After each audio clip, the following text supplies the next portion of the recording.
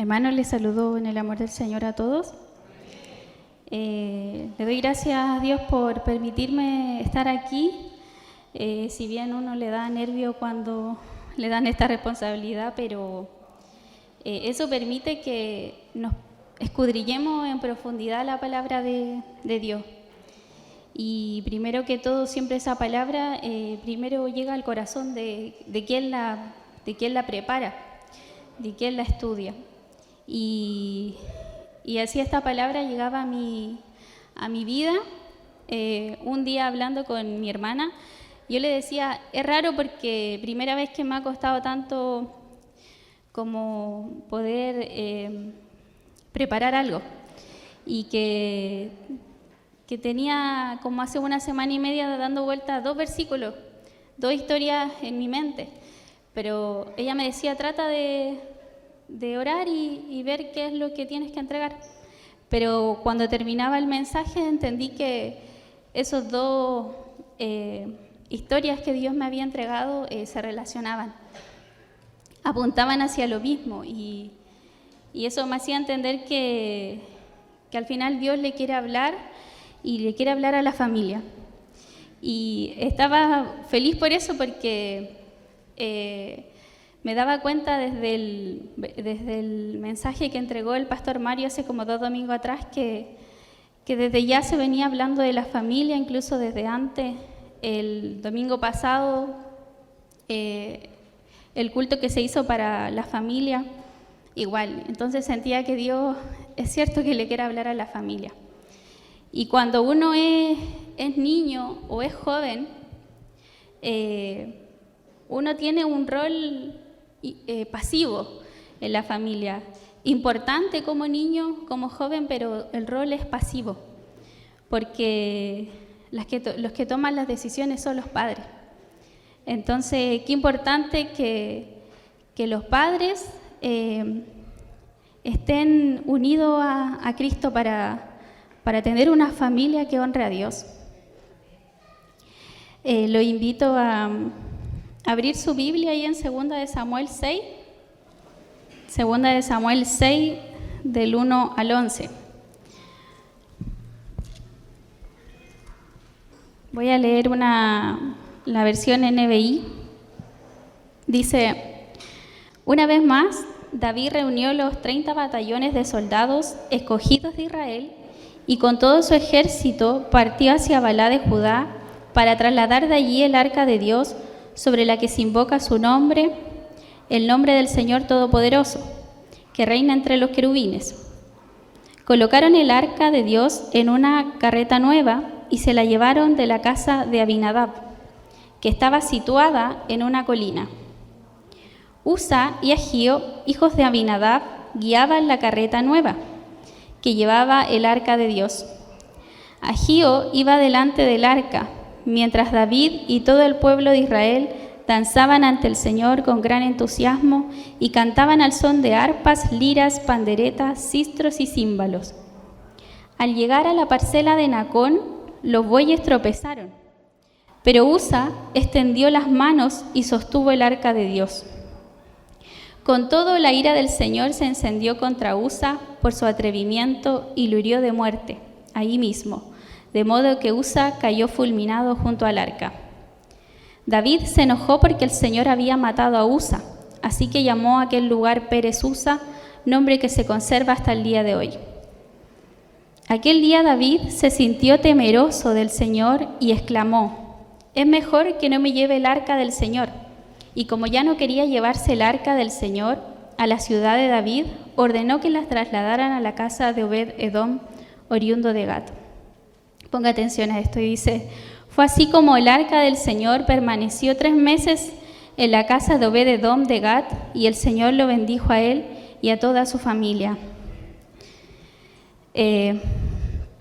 Bueno, primero que todo, el arca, quizás todos conocemos que el arca, pero quizás hay hermanos que llevan poquito tiempo y a lo mejor desconocen qué era el arca de Dios. El arca de Dios, también conocida como el arca del pacto, el arca de la alianza, el arca del Señor, era ahí van a poner una fotito, una imagen, era eso. Era un cofre de madera de acacia que estaba cubierta de oro por dentro y por fuera. Tenía un propiciatorio que era como la tapita en donde estaban esos querubines. El arca fue construida por medio de instrucciones que Dios le dio a Moisés. Y junto a eso también Moisés construyó un tabernáculo. En el tabernáculo habían dos lugares, el lugar santo y el lugar santísimo. El arca estaba en el lugar santísimo, en donde solamente podía entrar el sumo sacerdote. Era un lugar sagrado. El arca fue, al igual que el tabernáculo, fue construida como una señal de pacto que hizo Dios con el pueblo de Israel, que estaría con ellos. El arca simbolizaba la presencia y el poder de Dios. En el Antiguo Testamento tenemos que recordar que por medio del pecado de Adán y Eva, nuestra condición de hijos se había deteriorado. Entonces la relación que tenían con Dios era muy lejana, no era como la tenemos ahora, que la presencia de Dios está con nosotros, vive en nosotros. En ese tiempo Dios le dijo a Moisés que construyera el arca como señal de pacto que él estaría con el pueblo. El arca en sí simbolizaba la presencia de Dios y el poder de Dios. El arca había permanecido en Israel desde los tiempos de Moisés, como le digo, hasta los tiempos de Elí, del sacerdote Elí. El arca era un cofre sagrado, no podía ser tocada, no se podía abrir. Dentro de él estaban las tablas de la ley, que eran los mandamientos.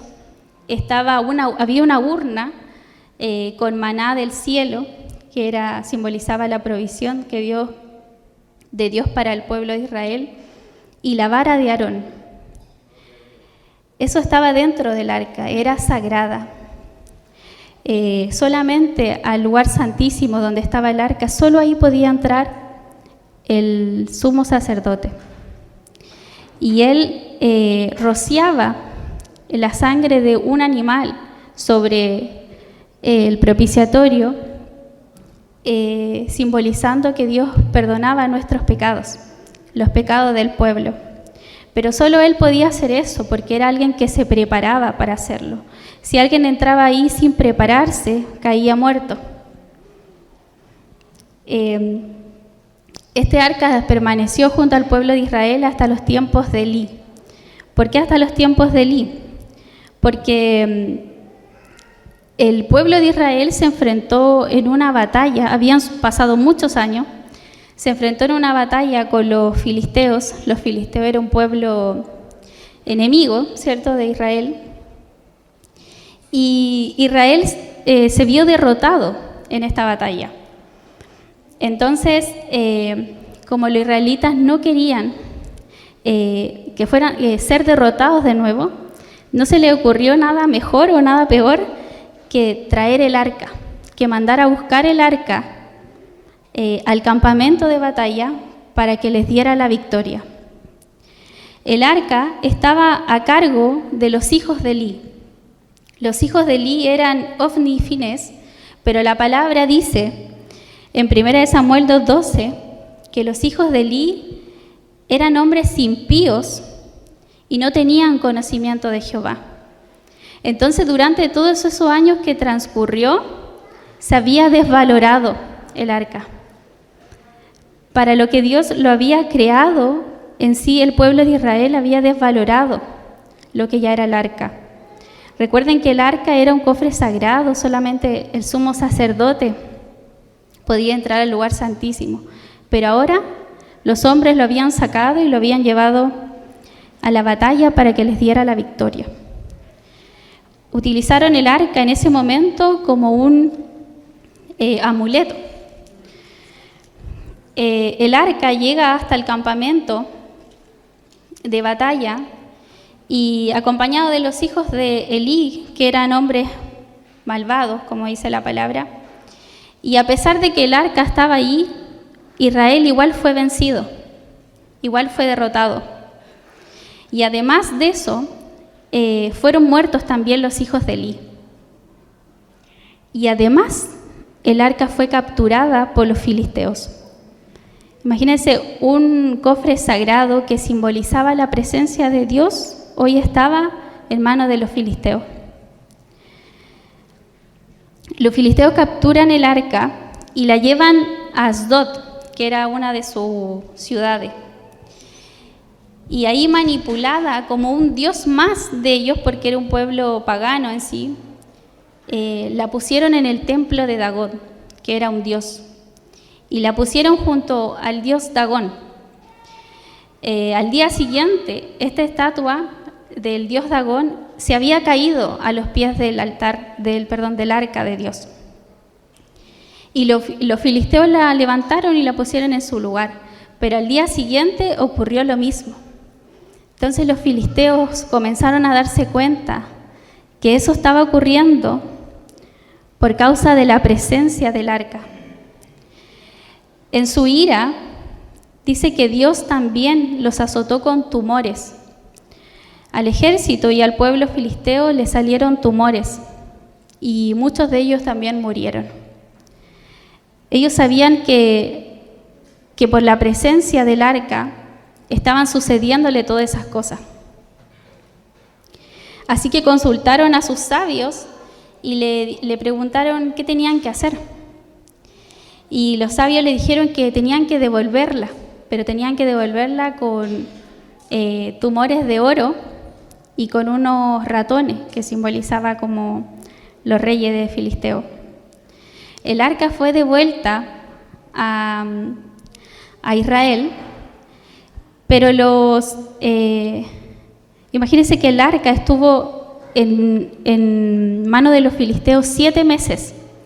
O sea, transcurrieron 7 meses que los israelitas no tuvieron el arca de Dios. No tuvieron ese cofre que simbolizaba la presencia y el poder de Dios. Cuando el pueblo filisteo devuelve el arca, la devuelve en una carreta nueva, dice, que la colocan sobre una carreta nueva que era tirada por vacas y se va así que su camino hasta Israel. Cuando llega a un lugar que se llamaba Bet-Semes, dice que los habitantes se alegraron porque el arca había sido devuelta. Se alegraron tanto que hicieron sacrificio con las vacas que traían la carreta. Y su alegría fue tanta, pero fue tan poca, porque dice que algunos habitantes de ese lugar miraron qué había dentro del arca. ¿Y sabe qué pasó? Dios los mató. Eso sale en 1 Samuel 6. Dice que Dios mató a 70 hombres. Hay otra versión que dice 50.000. 70 hombres mató el Señor, porque se atrevieron a mirar lo que había dentro del arca. Recuerden lo que simbolizaba el arca de Dios. Simbolizaba la presencia de Dios. Ya el arca había sido menospreciada y desvalorizada al llevarla como un amuleto a la batalla.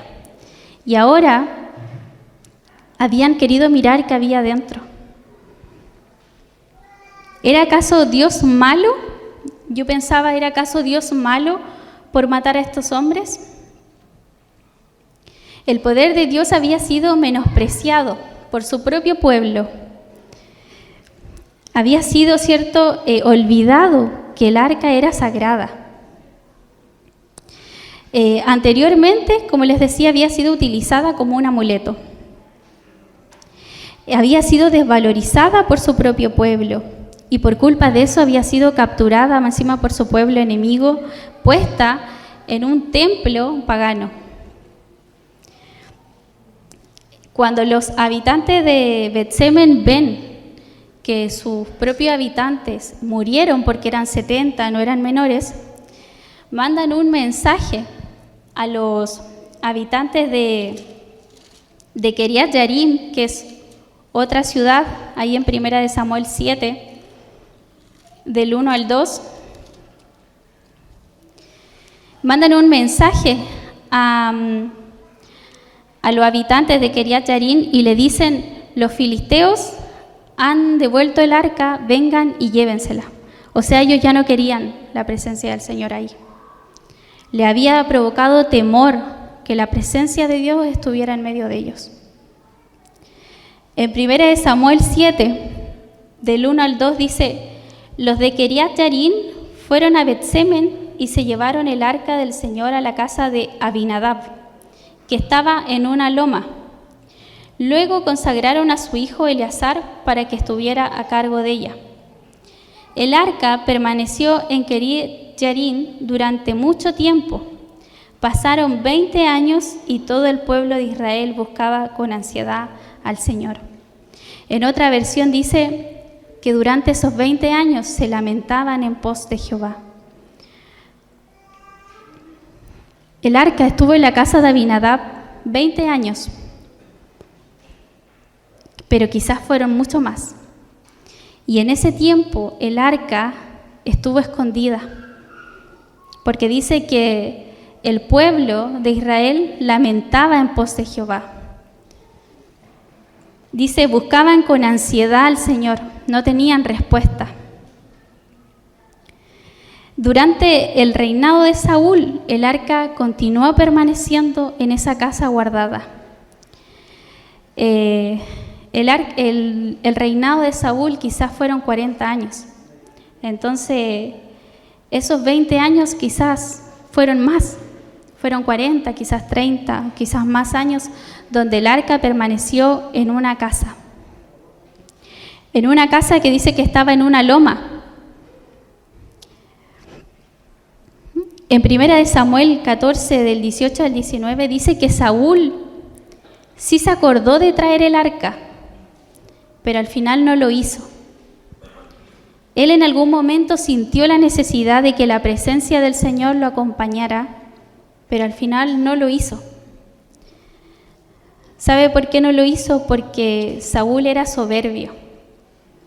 No sintió la necesidad de tener el arca cerca de él, porque tenía un corazón duro, al igual que los ejemplos anteriores. Él no necesitó el arca del Señor. Años después, cuando reinaba David, en el capítulo 6 que leíamos al principio, ahí ya reinaba David, en 2 Samuel 6, y él sí sintió la necesidad de traer el arca. Él sintió la necesidad de tener el arca que simbolizaba la presencia y el poder de Dios en su reinado. Pero tampoco lo hizo de una manera correcta. David tuvo buenas intenciones de trasladar el arca, pero no lo hizo de una manera correcta.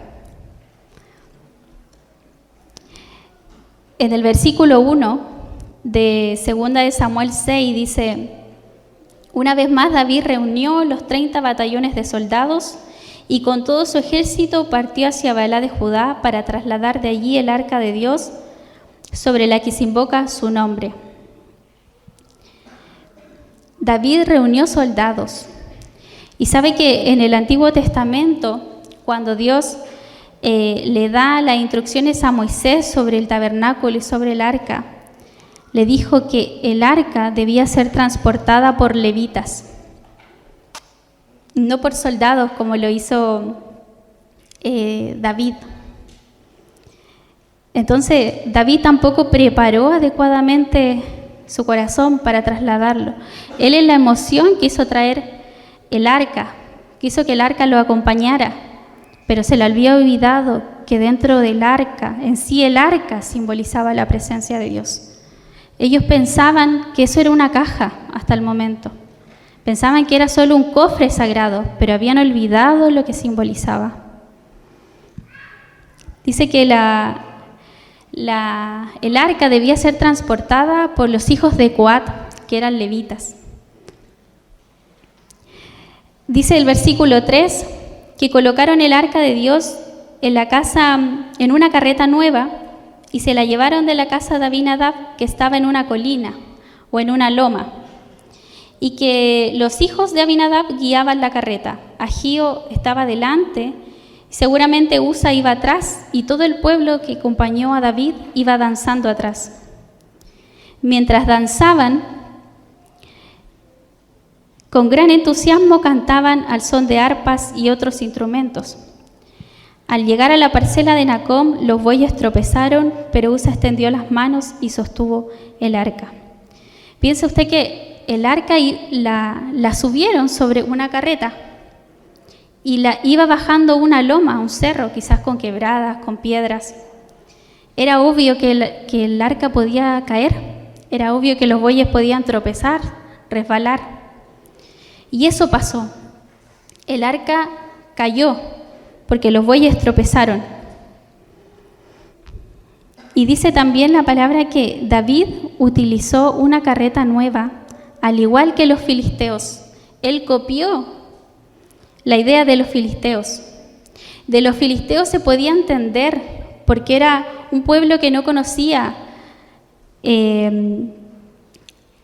que Dios había escrito anteriormente. Pero del propio pueblo, ¿cómo se podía entender que habían olvidado las reglas que Dios había dado, las normas que Dios le había dado? Que en sí el arca debía ser transportada por los levitas y debía ser llevada en los hombros de los levitas, porque el arca tenía ahí unas argollas en donde eran traspasadas esas varas y ellos tenían que llevarle los hombros. Pero David también había olvidado eso. Por eso dice que los bueyes tropezaron y el arca cayó. Y Usa extendió sus manos para sostenerla. El versículo 7 dice: con todo la ira del Señor se encendió contra Usa por su atrevimiento y lo hirió de muerte ahí mismo, de modo que Usa cayó fulminado junto al arca. ¿Era Dios malo nuevamente por matar a Usa? El arca nunca debía ser tocada según las leyes que Dios le dio, ¿cierto?, a Moisés. Nunca debía ser tocada porque era sagrada. Usa era hijo de Abinadab. Y acuérdense que el arca había estado 20 o más años en la casa de Abinadab. Quizás Usa fue hijo o fue nieto de Abinadab. Y el arca estuvo todo ese tiempo en su casa. Entonces, en todo ese tiempo, él no conoció realmente a su Dios, porque el arca estuvo en su casa. Y él, ¿cómo no iba a conocer que no podía tocar el arca? Y quizá la intención de Usa también fue buena, pero no fue la correcta. Y por eso dice que cayó fulminado junto al arca. Dice que Usa también fue muerto por su atrevimiento. Al igual que los habitantes de Bet-Semen, dice que ellos se atrevieron a mirar dentro del arca.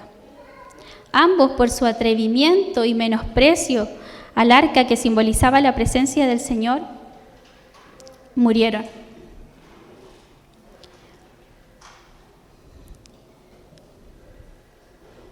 En Deuteronomio 4:24 dice: porque el Señor tu Dios es fuego consumidor, un Dios celoso. Dios era celoso con lo que Él había creado.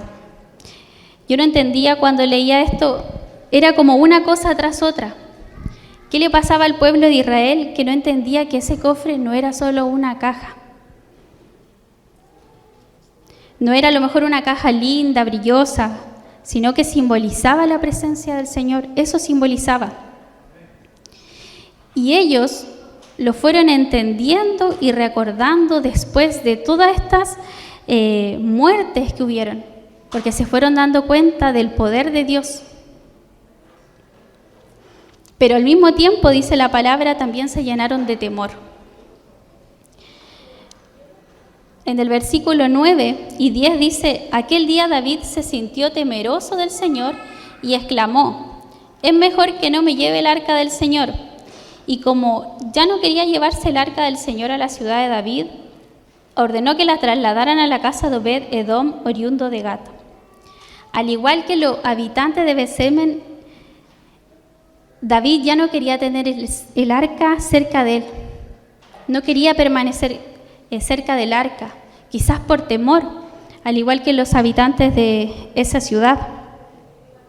Él quería alejarse un poco del arca. Tenía miedo de que pasara a lo mejor otra tragedia. Él iba tan feliz, a lo mejor en ese traslado, y que muriera un hombre. Quizás se sintió culpable porque él no puso atención a cómo debía ser trasladada adecuadamente el arca. David, al igual que Usa, tuvo buenas intenciones, pero no fueron las correctas. El versículo 11 dice: fue así como el arca del Señor permaneció 3 meses en la casa de Obed-edom de Gat, y el Señor lo bendijo a él y a toda su familia. ¿Qué sucede acá? Que después de tantas tragedias, el arca había sido llevada, ¿cierto?, a la batalla como un amuleto. Después fue regresada, pero algunos hombres quisieron transgredirla, mirar dentro de ella. Después es llevada a la casa de Abinadab. ¿Está cuántos años allí encerrada? Después de eso la trasladan y sucede lo de Usa. Pero ahora llega a un hogar en donde dice que fue bendecido Obed-edom y su familia. Entonces, ¿qué tenía de distinto Obed-edom que no había sucedido antes? Después de tantas tragedias y de valorización, menosprecio a la presencia de Dios, había un hogar en donde había sido bendecido por medio del arca. Dice que el arca permaneció 3 meses en la casa de Obed-edom, solo 3, y fueron bendecidos él y su familia. ¿Y cuántos años pasó en la casa de Abinadab? Más de 20. ¿Pero qué tenía este hombre? ¿Qué había de distinto en él? Yo trataba de buscar quién era, qué hizo, qué pasó en esos 3 meses, y no hay a lo mejor tanta información de él, pero puedo entender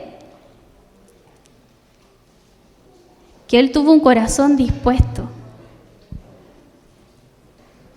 y muchas cosas más. Bastaron solo 3 meses para que él fuera bendecido.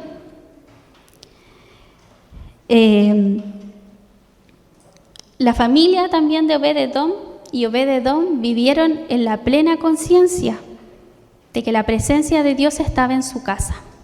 Eso pasó. Seguramente cuando llega el ejército, porque así llegaron, a lo mejor Obed-edom no iba con el pueblo trasladando el arca, pero David ordena llevar el arca a la casa de Obed-edom, quizás porque estaban cerca, quizás porque había escuchado que era un buen hombre, pero llegan a la casa de Obed-edom. Imagínese usted golpeando la casa de Obed-edom, y él abre y está todo el ejército ahí, y le dicen: te venimos a dejar esto, cuídalo.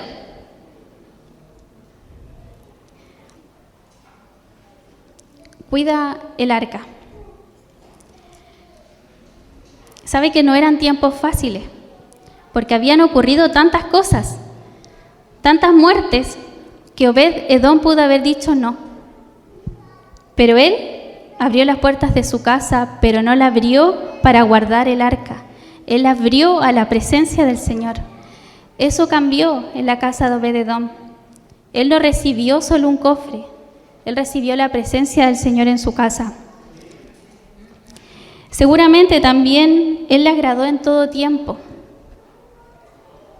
en conducta, en testimonio, porque sabe que en el hogar, en nuestra casa, con nuestra familia, es donde nos mostramos realmente cómo somos, porque es donde pasamos mayor tiempo, es donde a veces tenemos las peores reacciones, las peores respuestas, a lo mejor los peores enojos están allí. Y somos observados todo el tiempo por nuestros hijos, por nuestro esposo. Incluso más allá, por nuestros vecinos.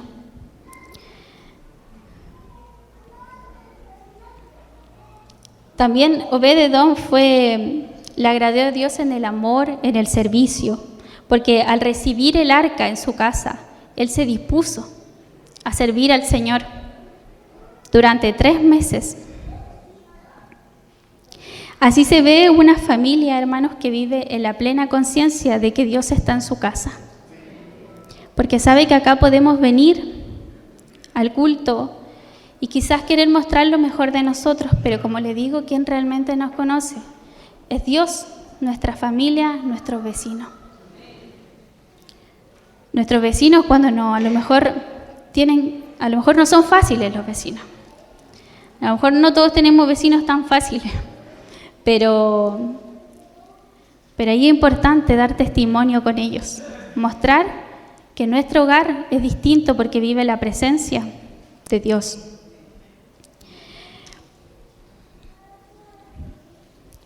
¿Qué hogar eres? ¿Qué hogar somos? La familia, como yo les decía, de Abinadab recibió el cofre y quizás en la casa de ellos fue un mueble más porque era bonito. Quizás como un rack, como un comedor, a lo mejor así lo tuvieron. Ellos recibieron solo el cofre, porque dice la palabra que en esos años el pueblo se lamentaba en pos de Jehová. El pueblo no fue bendecido por medio de Abinadab. Así fue como la familia de Abinadab también recibió la presencia del Señor, porque sus hijos tampoco fueron bendecidos. O si no, ¿qué sucedió con Usa? Si Usa hubiese conocido de verdad que tuvo en su casa por tantos años, no hubiese transgredido de esa manera las leyes de Jehová. En cambio, Obed-Edom recibió a Dios en su casa con un corazón dispuesto. Mateo 5:8 dice: Dios bendice a los de corazón puro porque ellos verán a Dios. A ellos Dios bendice. El corazón de Obed-Edom fue un corazón puro, un corazón sincero. Segunda de Samuel 6:12 dice: en cuanto le contaron al rey David que por causa del arca el Señor había bendecido a la familia de Obed-Edom y a toda su hacienda, David fue a la casa de Obed-Edom en medio de la gran algarabía, trasladó el arca de Dios a la ciudad de David. Por medio de Obed-Edom no solo fue bendecida su familia, fue bendecida su hacienda, quizás sus criados, económicamente, a lo mejor en salud, pero además también fue bendecido Israel, porque les devolvió a lo mejor la confianza. Ellos estaban temerosos del arca. Incluso a David se preparó y esta vez sí fue a buscar el arca como correspondía y la trasladó como correspondía. En Primera de Crónicas 26, del 4 al 5, dice que el rey David designó a Obed-Edom como guardia de las puertas del templo, a él y a sus hermanos. También dice que lo bendijo con 8 hijos, que Dios lo bendijo con 8 hijos, que eran hombres valerosos y esforzados. ¿Pasó lo mismo con Abinadab? No, ¿cierto? A Obed-Edom lo bendijo con hijos valerosos y esforzados. Fue bendecida, dice, hasta la 3ª generación, y ellos continuaron sirviendo en el templo. ¿Usted quiere que hasta la 3ª generación sus nietos sean bendecidos? Obed-Edom le abrió, ¿cierto?, su hogar a Dios. Eso fue lo que sucedió. Pero sabe que su intención nunca fue de recibir algo. Él lo hizo porque él tenía un corazón puro, un corazón dispuesto a servir. Pero la bendición llega en consecuencia de tener un corazón así. La presencia de Dios en el hogar, comparado con Abinadab, no es solo colocar música un ratito en la mañana, a lo mejor para hacer las cosas. A veces nos sentimos bien, pero cuando hacemos eso y creemos que es suficiente, estamos actuando como Abinadab. Porque creemos que tenemos porque está a lo mejor la música, al igual como cuando estaba el cofre. Pero la presencia de Dios no solamente es eso. Tampoco es cuando nos dedicamos a lo mejor la misma hora en el día a orar. Todos los días. Tampoco es suficiente. Tampoco es suficiente tener una Biblia abierta.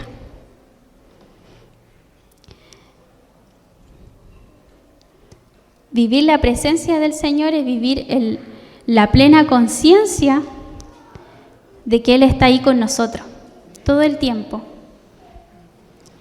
y agradarle en todo tiempo. ¿La presencia de Dios en tu hogar habita Dios o será un cofre solamente, como la de Abinadab? ¿Sabe que por medio de la vida de este hombre, de Obed-Edom, fue bendecida su familia? Porque como yo les decía, él pudo haberse negado a recibir el arca en su casa, por todo lo que venía sucediendo. Pero él abrió las puertas de su casa a la presencia de Dios y ahí habitó durante 3 meses y fue bendecida toda su familia hasta la 3ª generación. ¿Sabe que usted, hermano, que está casado, que está soltero, joven, abuelo, tiene la misma responsabilidad de Obed-Edom de llevar la presencia a su casa? Porque usted es responsable de su esposa, de sus hijos, como Obed-Edom. Pero también las mujeres tenemos esta responsabilidad. Hay una historia semejante, que es la historia de la Tsunamita. La Tsunamita era una mujer muy importante y ella tenía un esposo que era viejo. Por esta razón ellos no tenían hijos. Y constantemente el profeta Eliseo pasaba por afuera de su casa y ella lo invitaba a comer junto a su esposo. Invitaba a comer al profeta Eliseo, porque ella había entendido, y le dijo a su esposo que ella había entendido que ese hombre era varón de Dios. Y ella quería constantemente que él pasara a su casa y comiera con ellos, porque sabía que era bendecido su hogar, su familia, su matrimonio por medio de este hombre. Pero no bastó con eso, porque ella no solamente quería invitarlo, ella quería que él permaneciera ahí. Y dice que ella le dice a su esposo que le construyan un aposento, que le construyan un aposento a este hombre. Y le construyen un aposento con una cama, una silla, una mesa, un candelero, para que él durmiera ahí cuando pasara por la casa de ella. Porque ella no se conformó con que él la visitara, con que él visitara su hogar. Ella quería que Dios habitara en su hogar. Y allí pasaba el profeta Eliseo y se quedaba con ellos. ¿Sabe que ella tampoco hizo esto para ser bendecida? Pero fue consecuencia de su corazón ser bendecida. Y por medio de ella, porque era ella la que le insistía a su marido. Y por medio de ella fue bendecida a su familia porque Dios le dio un hijo, a pesar de que su esposo era viejo. Eso pasa cuando dejamos entrar a Dios en nuestra casa. Pero no que nos visite, sino que viva con nosotros. Que vivamos en la plena conciencia de que Él está ahí, agradándole en todo tiempo. Ahora les invito a colocarse de pie a poder orar al Señor por su hogar, a desear un hogar como la de esta mujer o como la de Obed-Edom. Tú como hombre, como hermano, tienes la responsabilidad, pero como mujer también, porque hoy quizás estás solo, no estás con tu familia, pero igual puedes llevar la presencia de Dios a tu casa. Que hoy no nos dure 2 horas la presencia de Dios en nuestra casa. Que sea algo permanente, hagamos un aposento para Él en nuestro hogar. Que Él pueda ocupar cada una de las habitaciones, del lugar, de nuestra casa, en nuestro corazón. Recuerde que el arca en el Antiguo Testamento simbolizaba la presencia de Dios, pero por medio del sacrificio de Jesucristo, Él vive con nosotros. Él está permanentemente con nosotros. Oremos.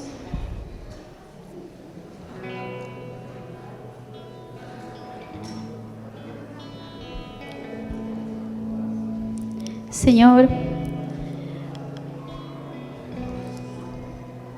no queremos, Padre, que solo nos visites, Señor. Queremos que te quedes en nuestro hogar. Queremos que ese sea tu aposento. Cada habitación, cada lugar, Señor.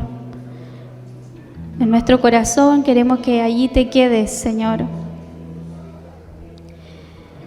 Bendice a nuestra familia con tu presencia. Y si hemos dejado que te vayas, Señor, o si hemos restringido tu entrada, si solo hemos permitido, Señor, que abarque hasta cierta parte de nuestra vida, te pedimos perdón. Si hemos menospreciado, Señor, tu presencia, si la hemos desvalorado, si incluso a veces hemos sentido que no la necesitamos, si la hemos utilizado, Señor, solo en los momentos de angustia, Señor, de derrota, te pedimos perdón también. Señor, al igual que Obed-Edom, queremos que tú bendigas hasta nuestra 3ª generación, Señor, y más allá. Señor, no conocemos quizás muchos de nosotros a nuestros hijos, los que vendrán, pero tú los conoces, Señor, conoces a nuestros hijos y los hijos de nuestros hijos, Señor. Bendice, Señor, esa generación, Señor, su familia. Padre, también hoy podemos, Señor, acercarnos confiadamente a ti, Señor, porque sabemos que tu presencia, Señor, está con nosotros, Señor. Perdónanos si hemos olvidado que estás aquí con nosotros, Señor. Si hemos desvalorado el sacrificio que hizo, Señor, tu Hijo Jesucristo en la cruz, Padre, para devolvernos la condición de hijo, para acercarnos a ti, Señor, porque ya no es como antes, Señor. Ahora podemos tenerte, Señor. Ahora podemos hablarte. Permite, Señor, que también nuestros hijos te aprecien, te amen, Señor, te conozcan. Queremos que ellos te conozcan personalmente, Señor, para que puedan honrarte. Que en nuestro hogar, Señor, tú puedas vivir permanentemente, Señor, y ser bendecidos, Señor, como la casa de Obed-Edom, como la casa, Señor, de la Sunamita, Señor. Así queremos ser bendecidos, Padre. Gracias, Señor, porque tú permites que nos acerquemos nuevamente, Señor, por medio de esta palabra a ti, Señor. Gracias porque has hablado a mi vida, Señor. Bendice, Señor, a cada uno de tus hijos, Padre. Los que hoy, Señor, asisten solos, Señor, tú permíteles que sigan creyendo que un día estarán con su familia, Señor. Permite que por medio de su testimonio otros puedan llegar, su familia pueda llegar, Señor. Y bendice a cada una de las familias, Señor, de las familias que tienen hijos, Señor, que tienen largos años de matrimonio, como también bendice, Señor, a los que llevan poco tiempo casados, Señor. Danos la sabiduría, Señor. Gracias, Padre. Tú eres bueno, Señor. Te adoramos, Señor.